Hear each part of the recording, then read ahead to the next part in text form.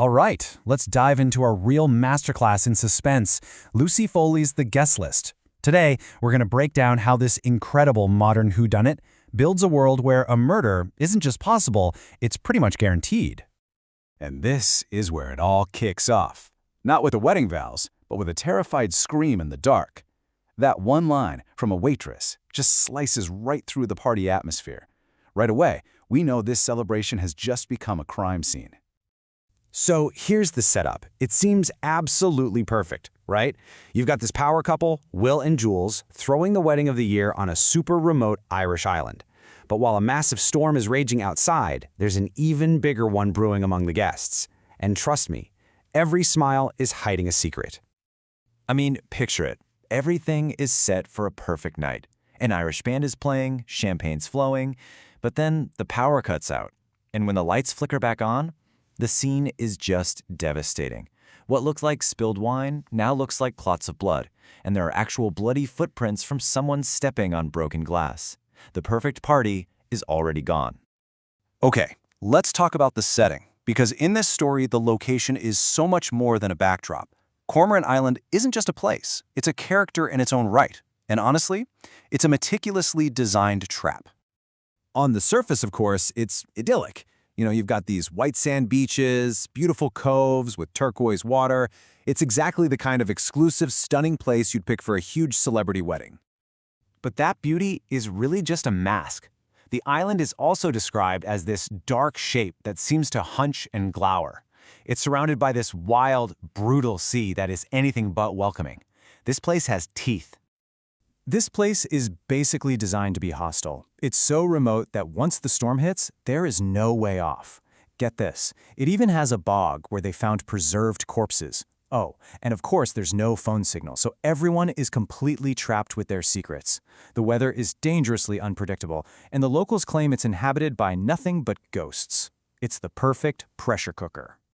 And if that wasn't enough, even the island's name is a huge red flag, a cormorant. When the wedding planner sees one, she knows it's a bad omen. They call it the devil's bird. The setting itself is practically screaming that something terrible is about to happen. So we have the perfect trap. Now, who's in it? Let's get to the people. Because if the island is the trap, the guests are definitely the bait. They've all shown up for a wedding, but every single one of them is dragging a heavy secret behind them. You'd think the bride, Jules, would be on top of the world, but nope. She's completely haunted by this anonymous note she received warning her not to marry Will. It's planted this little seed of dread that she just can't shake. Then there's her half-sister and bridesmaid, Olivia. She is just consumed by self-hatred. And this isn't just wedding day jitters. She is carrying a deep, dark secret about her past that connects directly and very dangerously to this wedding. Even Hannah, who is just a +1 and barely knows anyone, is simmering with rage. This thought flashes through her mind when her husband Charlie dismisses her. It just shows you there's a marriage cracking under all this pressure and a woman who's right on the edge. And then we get to the best man, Jono. And this is the bombshell. This single line reveals the darkest secret of all. He and the groom Will share a deadly secret from their school days. A secret that has been festering for years and provides one heck of an explosive motive for revenge. This shared history, this is the absolute foundation of the whole mystery. All the groomsmen, they're bound together by this toxic culture from their elite boarding school. It's a place that really shaped them into the men they are today. So there are two totally different versions of this past, right? On one hand, you have the men toasting to the survivors, remembering their school days as some kind of glory days. But the reality? It was a brutal legacy of cruelty, a place where other boys had nervous breakdowns, and one little weedy kid died. It was a place where, as they say themselves, only the strong survived. And at the heart of all that cruelty was this sadistic tradition they called survival. And let me be clear, this wasn't some harmless prank. It was a terrifying ritual of abuse. This very game is at the center of Jono and Will's dark secret, and it provides the most powerful motive for murder in the entire story.